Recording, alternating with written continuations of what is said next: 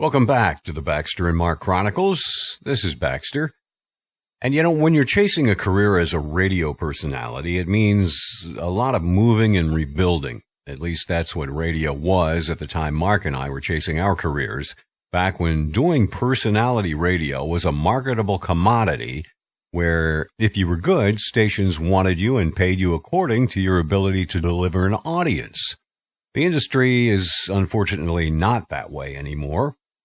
Anyway, the best way I can describe that life to a non-radio person is for you to imagine that if you moved to a town, started your own business, worked hard at making your name or company brand successful and well-known, and then maybe after 3, 4, 5 years, someone told you that you had to leave it all behind and move to a new town and start from scratch again where no one knew your name or brand.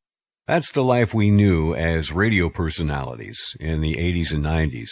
If your station was sold or if they hired new management who wanted to shake things up and put their own imprint on the radio station, you were often out in the street without warning. And if you had a contract, like most morning shows, you had to wait a year to work again in that town, or you had to move at least 100 miles away to a new town and start over. I've had to do this many times, leaving behind top-rated morning shows and years invested to make them that way, with no choice in the matter. It's like one day everyone knows who you are, and then you start over as a nobody in the next town. It can be a rough life, especially for a family. So at this point, as we pick up the Baxter and Mark Chronicles, we were at ground zero stage again, just starting in Orlando, ready to build.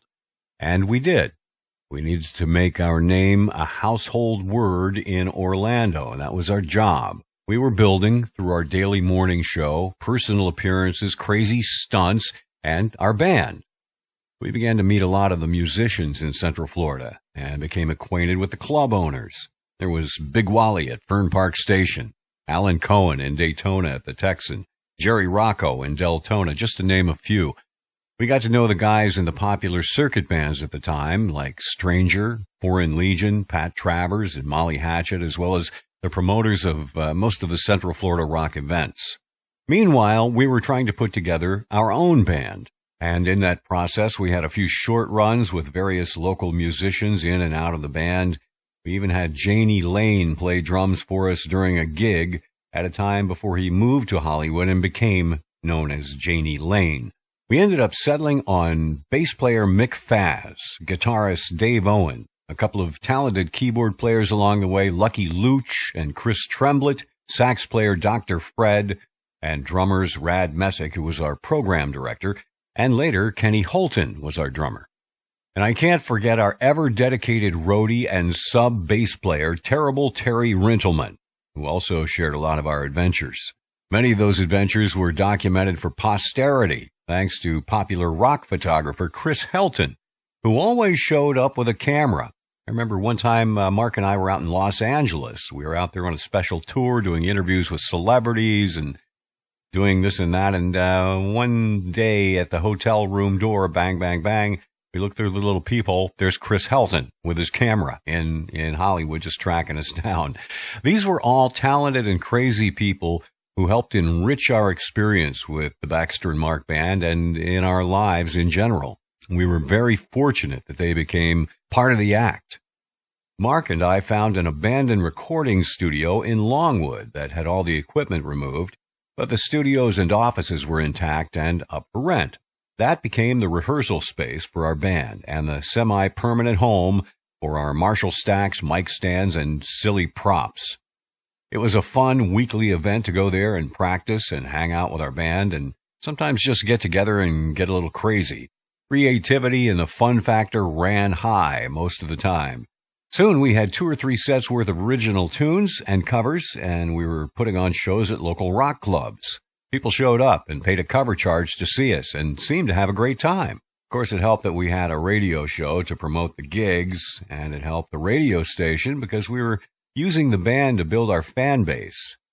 It also did okay for the clubs because they knew that we could always draw a crowd. We were doing theatrics during the shows, characters and costume changes. Elvis would make an appearance. We did the glam metal band dudes. and almost always paraded a load of hot women across the stage during the shows, mostly dancers from the dollhouse, who would come out during a song and toss out garters to the crowd. It was a circus, and it was a whole lot of fun. Before too long, we were not only doing shows at rock clubs, but also opening up for acts like Molly Hatchet, Skinner, Greg Allman, and Warrant at big outdoor venues. I guess you could say we were living the rock and roll dream. We would also meet other celebrities who were coming to town, and usually they did a guest shot on our morning show to promote something. Lots of comedians like Paul Reiser, Jerry Seinfeld, Damon Wayans, Sam Kinison. We got to be friends with Sam, and he would hang out with us whenever he came to town. Sometimes he would travel in his mobile home with his sweet little old white-haired mom, who would be in there cutting stuff out of the paper for Sam to make up jokes about, which was pretty funny considering Sam's brand of concert humor. Anyway, we met and interviewed a bunch of people from movies, TV, and music. We had spies in the resort hotels who would tip us off when someone famous snuck into town. Our contacts would give us the room number so that we could do one of our hideous wake-up calls on them. We surprised Sylvester Stallone one morning with a wake-up call on the air. And once he figured out what was going on, we couldn't shut him up. A total promoter, that Rocky. Sometimes Michael Peters would call us up. Now, he owned the Dollhouse chain of adult clubs in Florida, and there was some sort of code thing where strip clubs couldn't buy radio advertising. So Michael would call us up from his limo or his yacht and invite us to his events or send some of his girls over to our events. We were making interesting friends.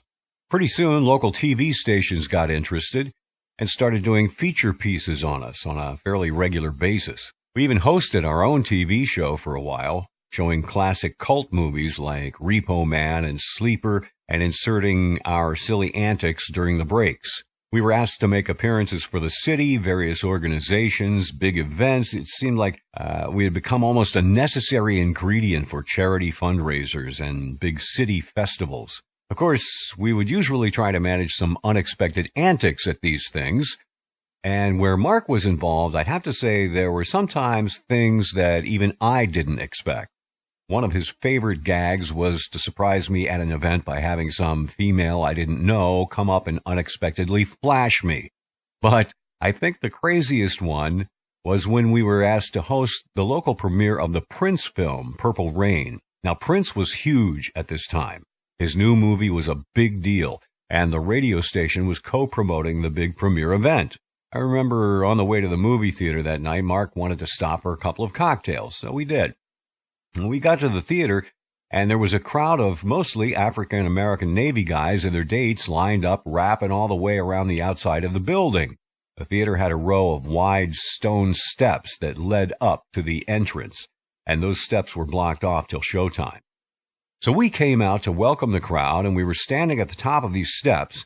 The next thing I knew, I saw Mark with a megaphone in his hand, and I suddenly had this uneasy feeling that something unexpected was about to take place. Living with Mark, you just knew. Then, out of his mouth, through the megaphone, comes these words. "Excuse me, ladies and gentlemen, we have reached our capacity of Negroes in the theater. We cannot permit any more Negroes to enter the theater. Thank you." Now, I am a white guy, but at that moment, I must have turned a couple of shades whiter. The Navy guys were gyrating their shoulders and working up steam like a bull getting ready to charge. I thought we were both about to be dead. I grabbed Mark from behind and pulled him into the theater, down the aisle and out the back exit. Somehow we escaped unscathed. There were, of course, repercussions to be dealt with later, but I need to point out that Mark didn't do this out of any kind of racist impulse because that was just not him. He was just having a Mark moment where he saw an opportunity to do something totally crazy, outrageous, and uncalled for, and he couldn't resist it. I don't remember the exact words at the meeting with management that followed that event, but I'm sure they were choice. If we hadn't become so valuable to the radio station, we probably would have been fired, and understandably so. But we were not. I think our bosses had to accept that this was the flip side of the coin. If you wanted to reap the benefits of having a wild, unpredictable, and extremely profitable show like ours, there was also going to be the dark side to put up with from time to time. It only seemed logical in a laws of the universe kind of way. Somehow, during all of this lunacy, we also managed to maintain personal lives. I even met someone and got married. The personal appearance fees and the band income was adding up, and soon we were buying ourselves cool cars and putting down payments on houses. Mark bought a little red Porsche, and I bought a classic red Stingray. We each built home recording studios to use for creating our bits and our songs. Like everyone in the 80s, we were overextending ourselves, but it felt pretty good. The show got very good ratings in our target audience, and we were in demand for just about everything around Central Florida. We became friends with Ron Rice, the guy who invented Hawaiian Tropic.